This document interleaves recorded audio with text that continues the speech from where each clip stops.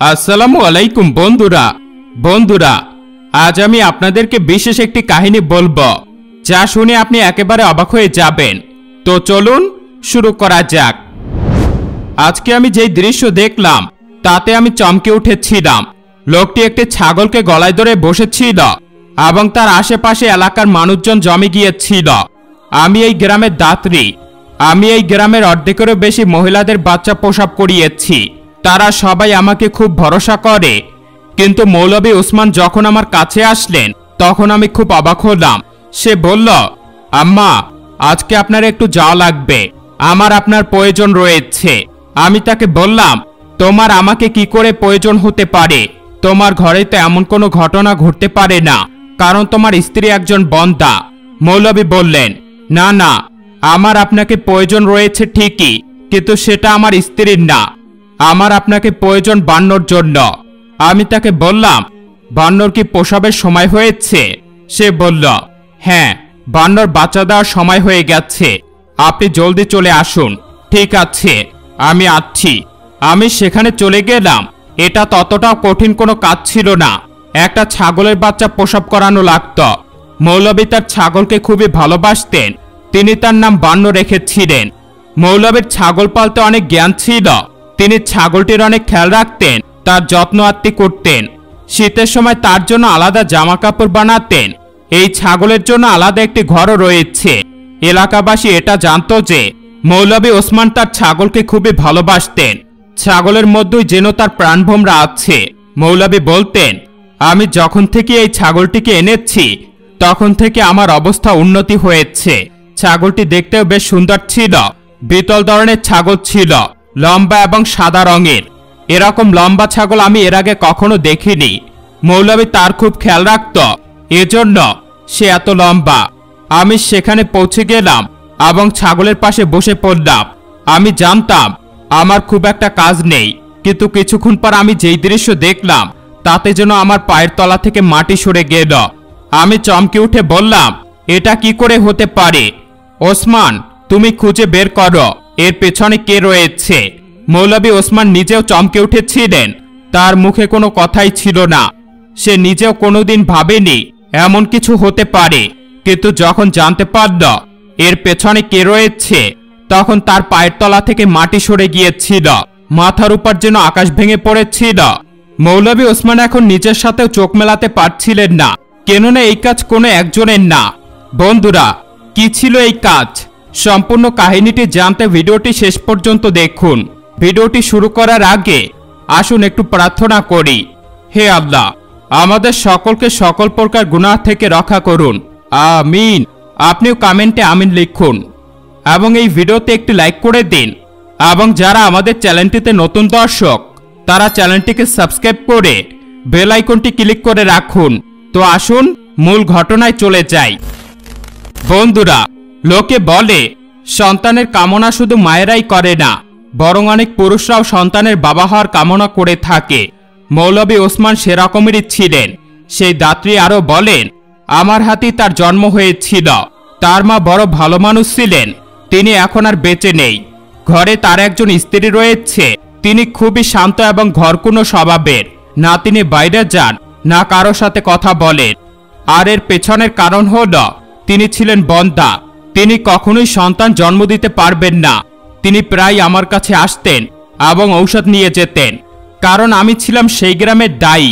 কিন্তু আমি তাকে বলেছিলাম, তোমার ঘরে সন্তান হওয়ার কোনো সম্ভাবনা নেই। তুমি বরং শহরে গিয়ে ডাক্তারের কাছে একবার চেক আপ করিয়ে নাও। শহরের ডাক্তাররা আজকাল অনেক চিকিৎসা বের করেছেন, এতে যদি তোমার ঘরেও সন্তান জন্ম হয়। কিন্তু সে বলতো, আপনি তো জানেনই যে আমরা গরিব ঘরের লোক, আর মৌলভী ওসমান আমাকে কখনোই শহরে নিয়ে যাবেন না, আর না আমাদের কাছে এত টাকা রয়েছে। এভাবেই দিন পার হচ্ছিল। একদিন মৌলভীর ছাগলকুলের মধ্যে একটি ছোট ছাগলকে নিয়ে হাজির হয়েছিলেন, যেন এটা তারই সন্তান ছিল। তিনি তার নাম বান্ন রেখেছিলেন। সারাদিন তার দেখভাল করতেন, এমনভাবে ছাগলটিকে পালত যেন সেটা তার নিজের সন্তান ছিল। দেখতে দেখতে ছাগলটি বড় হয়ে গিয়েছিল। এখন তো ছাগলটি দুধ দিতেও শুরু করেছিল। আমি একজন বৃদ্ধ মহিলা ছিলাম, তাই আমি তাকে বললাম, আমার জন্য কিছুটা দুধ রেখে দিও। আর সে তাই করত। কিন্তু আজ তার এই অবস্থা দেখে আমার কলিজাটা মোচড় দিয়েছিল। মৌলভী এমনভাবে নিজের মাথা আঁকড়ে ধরে বসেছিলেন যেন এটা তার স্ত্রী কিংবা মেয়ের সাথেই ঘটেছিল। সকালে যখন আমার ঘুম ভাঙল তখন মৌলভী এসে আমার দরজায় কড়া নাড়ছিল এবং বলছিল আমার ছাগলের বাচ্চা প্রসব হতে চলেছে। আমি তাকে বললাম, তোমার ছাগল তো একাই রয়েছে, তাহলে তার কিভাবে বাচ্চা হতে পারে? সে বলল, তা তো আমি জানি না, কিন্তু খালা আপনি আমার সাথে চলুন, আমার আপনার সাহায্যের প্রয়োজন আছে। প্রথমে যখন সে দরজায় কড়া নেড়েছিল তখন আমি ভেবেছিলাম অন্য কোনো ঘটনা রয়েছে, কিন্তু তার ঘরে তো সন্তানের জন্ম হতেই পারে না, কারণ তার স্ত্রী ছিল বন্ধ্যা আর সে তার স্বামীকেও পছন্দ করত না। সে বলতো, বাবা মা আমাকে এখানে জোর করে বিয়ে দিয়েছে। মেয়েটি মনের দিক থেকে ভালো ছিল, কিন্তু ধীরে ধীরে এসে আসা যাওয়া কমিয়ে দিল, কেননা এটা একটা গ্রাম ছিল আর এখানে মেয়েদের বন্ধ্যা হওয়াটাকে অনেক বড় অপরাধ মনে করা হয়।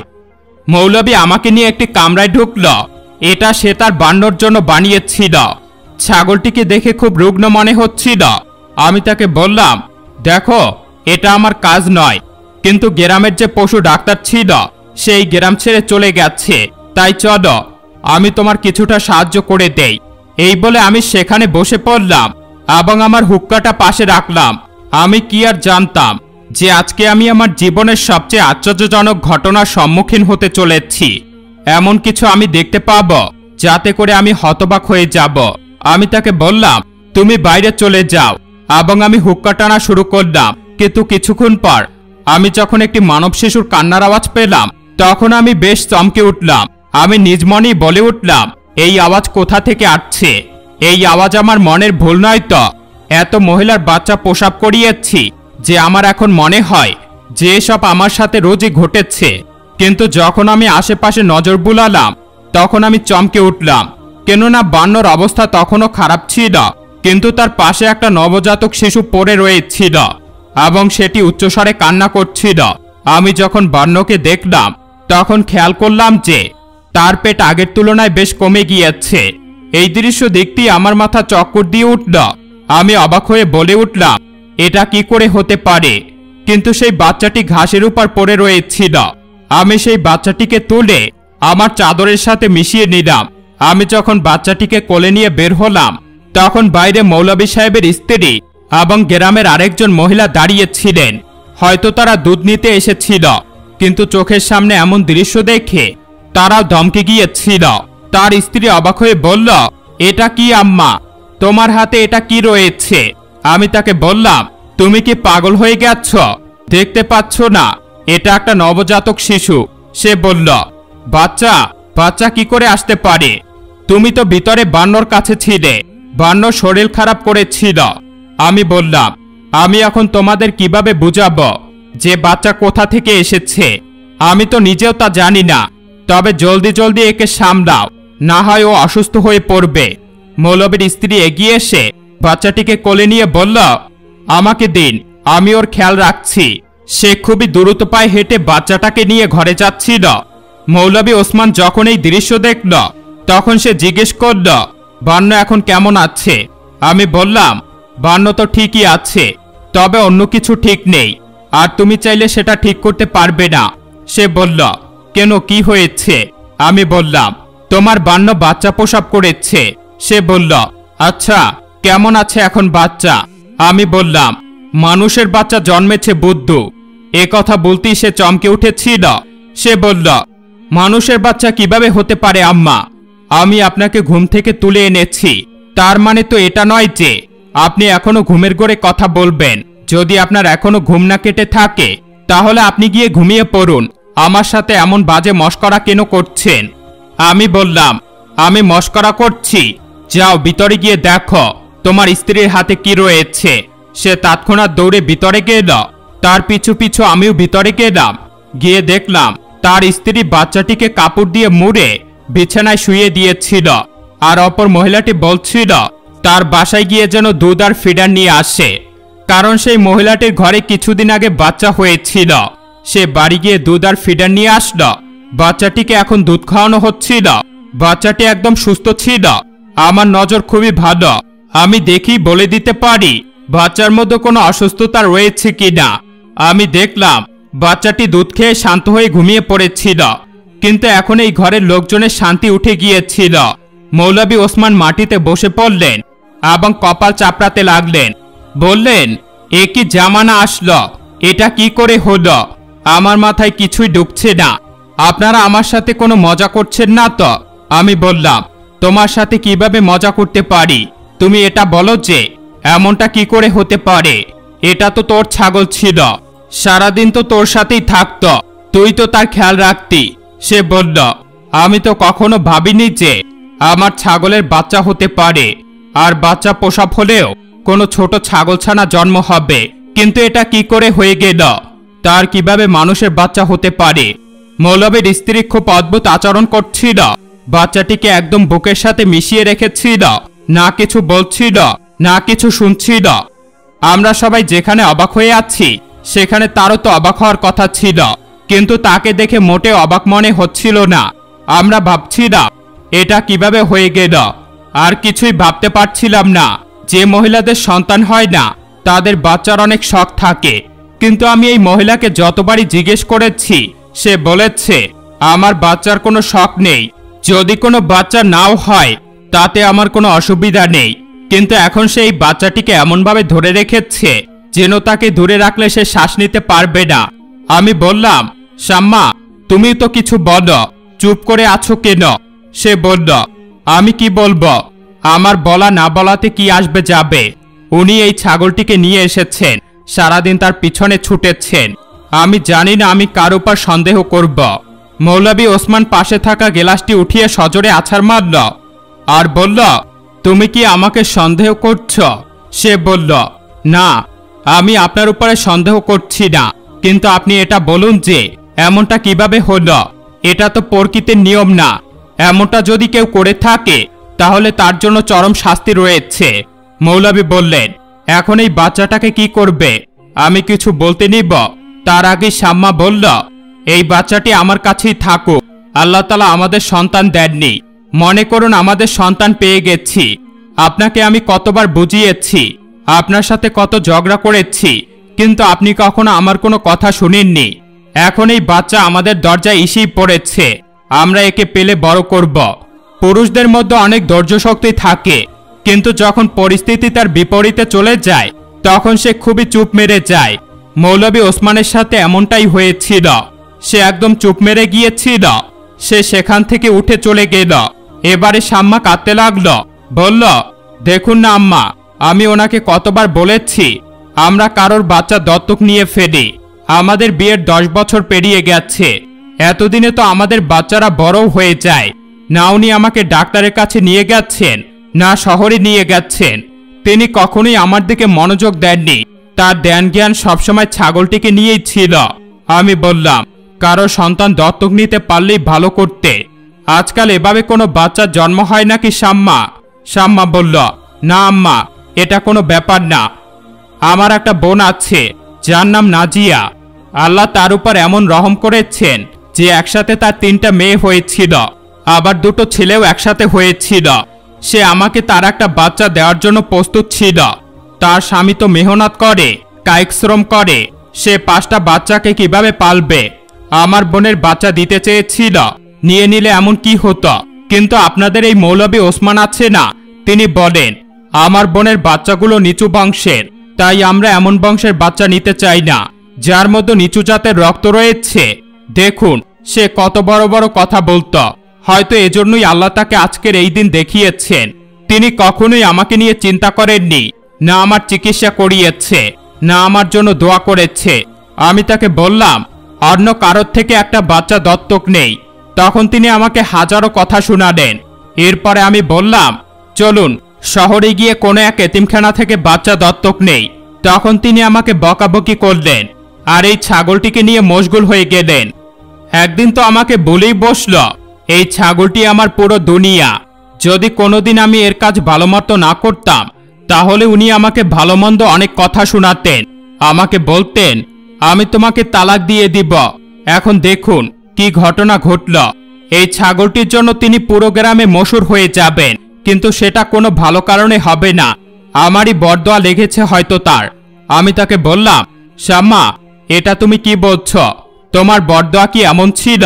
তুমি কি এমনটাই হবে চেয়েছিলে? শাম্মা বলল, আমি যা চেয়েছিলাম তা আমি পেয়ে গেছি। আমি বললাম, কি বলছো তুমি?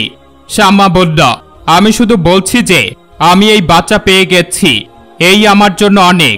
আমি মোটেও জানতে চাই না এই বাচ্চা কিভাবে এই দুনিয়ায় এসেছে আর এর বাবাকে। আমি তাকে আমার কাছে থেকে পেলে বড় করব। দায়ী মহিলা আরো বলল, এরপর আমি বাড়ি চলে আসলাম। মৌলভী ওসমানের মা আমার খুব ভালো বন্ধু ছিল, এজন্য তারা আমাকে খালা বলে ডাকত, কখনো আম্মা বলে ডাকত, তো কখনো খালা। সন্ধ্যা হতেই ওসমান আমার বাসায় আসলো, খুবই চিন্তিত ছিল। বলল, খালা, একটি দুঃসংবাদ আছে। আমি তাকে জিজ্ঞেস করলাম, কি সেই দুঃসংবাদ? সে বলল, বন্যাই দুনিয়া থেকে চলে গেছে। আমি একটু আগেই তাকে দাফন করে এসেছি। আমি তাকে বললাম, আমার বান্নার জন্য খুবই খারাপ লাগছে। সে তখন ঠুকরে কেঁদে উঠল, বলল, আমার ছাগলটি এই দুনিয়া থেকে চলে গেল, আর আমার সাথে একই আজব ঘটনা ঘটল। পুরো গ্রামে যখন এই খবর ছড়িয়ে যাবে তখন কি হবে? বুঝতে পারছি না আমি এখন কি করব। আমি কি এখান থেকে পালিয়ে যাব? আর যদি পালিয়েই যাই তাহলে কি বাচ্চাটিকে সাথে করে নিয়ে পালাব? আমি তাকে বললাম, দেখো, এখানে বাচ্চাটির কোনো দোষ নেই, তোমার স্ত্রীর কোনো সন্তানাদি নেই। সে বাচ্চাটাকে ঠিক পেলে নিবে, তারও সময় কেটে যাবে। এমনিতেও তো আমাদের জীবনের অর্ধেক সময় তো পেরিয়ে গেছে। তোমার তো সন্তানও হলো না, তাই হয়তো আল্লাহ এভাবে বাচ্চা দিয়েছেন। সে বলল, না, আমি সবকিছু এভাবে ছেড়ে দিতে পারছি না, আমাকে বের করতেই হবে এসবের পিছনে কে রয়েছে, কে আমার ছাগলের সাথে এমনটা করেছে। কেননা যেই এই কাজটা করেছে সে সাংঘাতিক বড় অপরাধ করেছে, তার গুনাহর ফসল এই বাচ্চা। আমরা তো কোনো গুনাহ করিনি। আমি বললাম, আমার মনে হয় এর পেছনে কোনো কাহিনী রয়েছে। এই বাচ্চাটি হয়তো তোমার স্ত্রীরই, কিন্তু সেটা তোমার বাচ্চা না। সে বলল, কি বলছেন আম্মা? আপনি যথার্থই এমন কথা বলতে পারেন না, কোনো কথা বলার জন্য তো আপনার কাছে প্রমাণ থাকতে হবে। আমি বললাম, প্রমাণ তো এটাই যে সে এই বাচ্চাটিকে খুব ভালোবেসেছে, সে বাচ্চাটিকে জড়িয়ে ধরে রয়েছে, তাকে কাছছাড়া করতেই চাইছে না। এমন ভালোবাসা সেই সকল মায়েদের হয় যারা সন্তানের জন্ম দিয়েছে। আর মায়ের ভালোবাসা তখন আরো বেড়ে যায় যখন তার বাচ্চা তার কোলে চলে আসে। তোমার কি এসব কিছু অদ্ভুত লাগেনি যে সে কোনো কিছুই বলছিল না, কোনো মন্তব্য করছিল না, চিন্তিত হচ্ছিল না, শুধু বাচ্চাটিকে বুকে আগলে নিয়ে খেয়াল রাখছিল? মৌলভী ওসমান বলল, আমি জানি না এই ব্যাপারটা অদ্ভুত কিনা, তবে সে যদি আসলেই গর্ভবতী হতো তবে আমি কি জানতাম না? আমি বললাম, তোমার স্ত্রী অত্যন্ত রুগ্ন মহিলা, সে গর্ভবতী হলে তাকে দেখে তুমি কেন? তোমার বংশের কেউই সেটা ধরতে পারবে না। আর কিছুদিন আগেই তো তুমি তাবলিগে গিয়েছিলে, মনে আছে তো তোমার? আর পরশুই তুমি ফিরে আসলে। মৌলভী ওসমান বলল, হ্যাঁ, আপনি তো ঠিকই বলেছেন, আমি তাবলিগে ছিলাম আর পরশুদিনই ফিরে এসেছি। আমি বললাম, আমারও তাই মনে হচ্ছে। আমার কাছে তো লাগে এই বাচ্চা একদিনের নয়, বরং কমপক্ষে এটি 4-5 দিনের বাচ্চা। ওসমান বলল, যদি এসব কিছু আমার স্ত্রী করে থাকে তাহলে আমার বান্নকে মারার কি প্রয়োজন ছিল? আমি বললাম, যাতে করে সে কাহিনী বানাতে পারে। বান্নকে বলে যা, সে তো আর এই দুনিয়াতে নেই। কিন্তু তুই খোঁজ নিয়ে দেখ এই বাচ্চাটি আসলেও তোর স্ত্রীর কিনা। ওসমান বলল, আমি কি করে জানতে পারবো?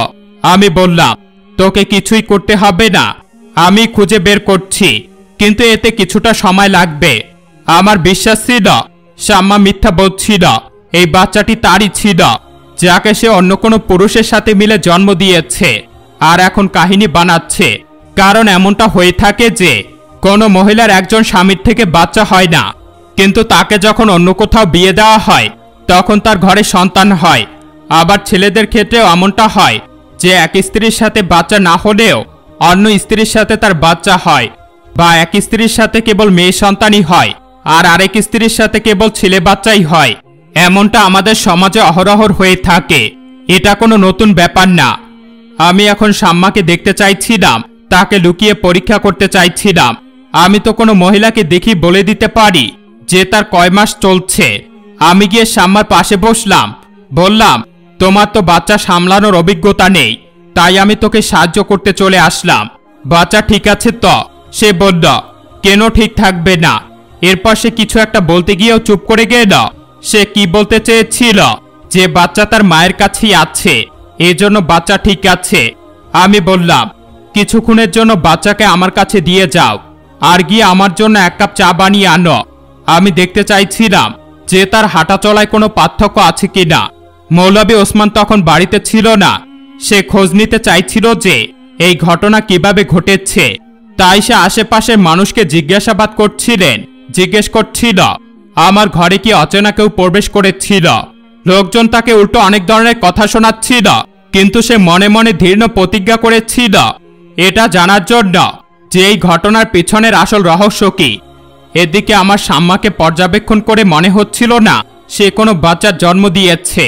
সে তো স্বাভাবিকভাবেই হাঁটাচলা করছিল, কিন্তু এই বাচ্চাটির সাথে আসলে সেই ঘটনা ঘটেনি তো, যেটাকে আমরা অসম্ভব বলে উড়িয়ে দিচ্ছি।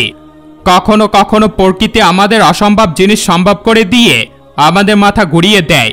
প্রকৃতি এভাবে তাদের রাগের বহিঃপ্রকাশ করে থাকে।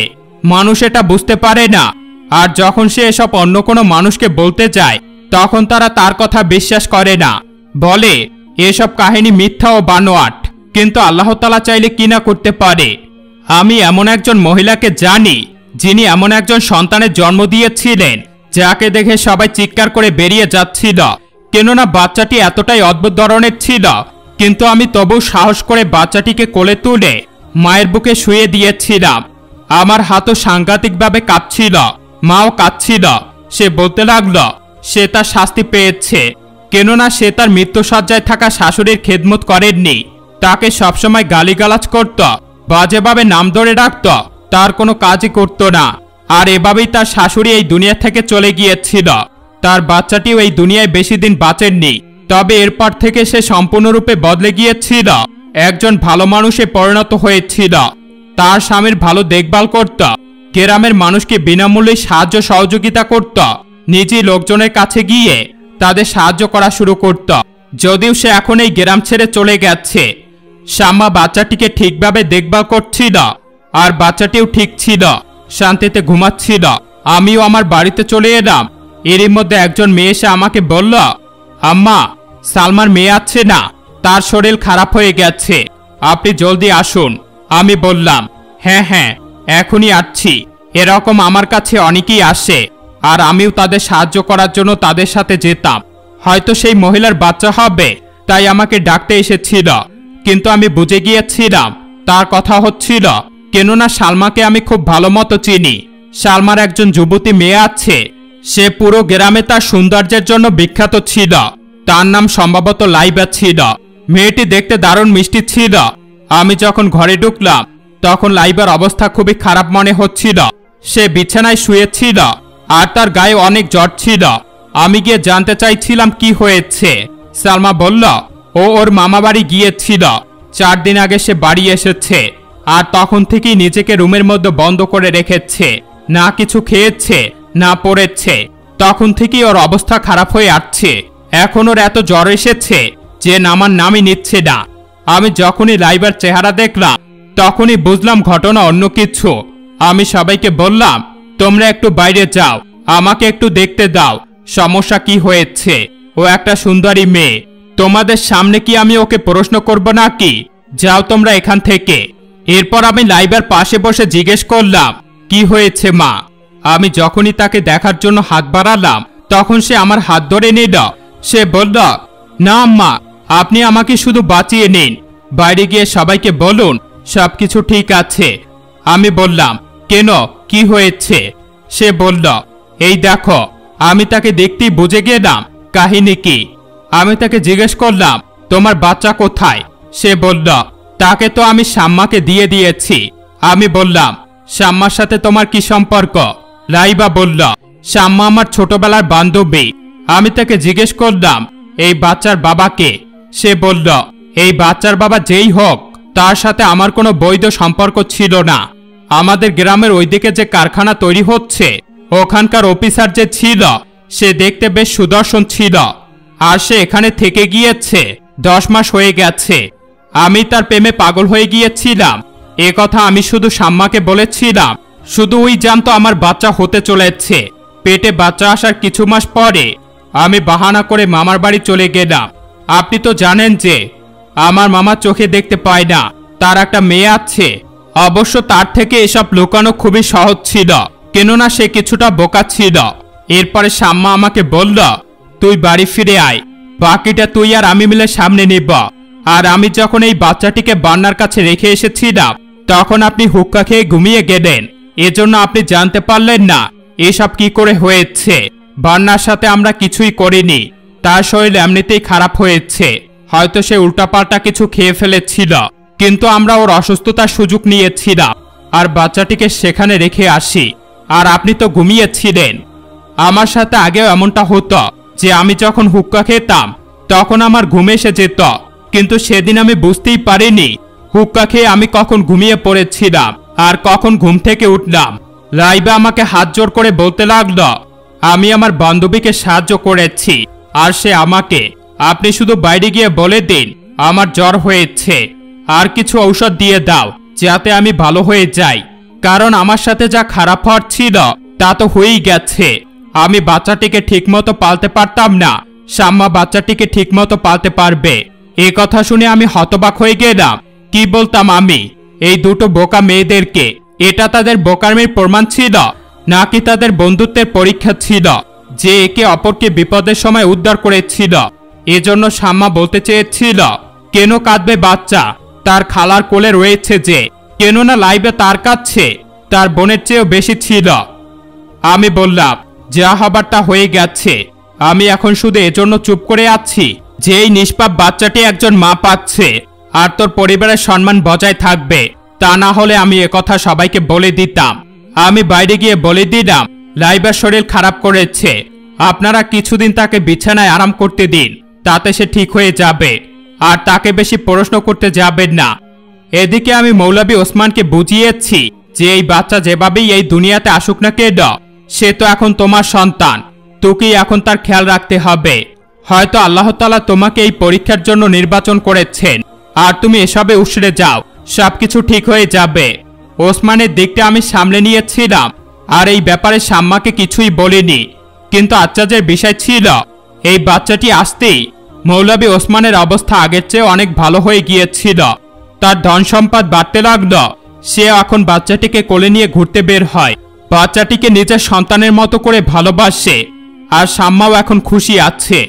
আর রইল বাকি লাইবা, তার কথা কেউ জানতে পারল না যে এই মেয়েটি এত বাজে কাজ করেছে। হয়তো তার কপাল ভালো ছিল, কিন্তু সত্যিকার অর্থেই সে অনেক বড় পদক্ষেপ নিয়েছিল।